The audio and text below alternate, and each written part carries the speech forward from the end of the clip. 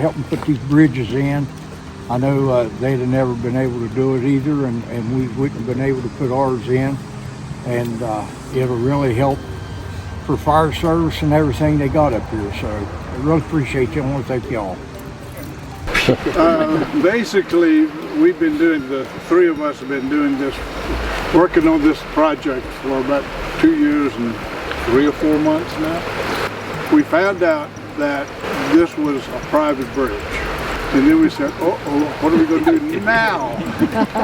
And Mark Scott, who was president of the commission, worked with Ben, and they are the two heroes for us. But they made this thing happen with all of you, and we couldn't be happier, because we honestly didn't. We kept, Andy and I and Trevor kept saying, well, can we cross that low water crossing there and come across? I said, well, it's still private property, we've got to get permission to do that. And we didn't know what we were going to do. We couldn't have been happier, so thank you. You're welcome. I think what West Virginia really has going is the people, that we look after each other, and I know for the rest of us, I think we're just so grateful for the county government, for state government, and VOAD especially. It's just an amazing thing. We're so grateful.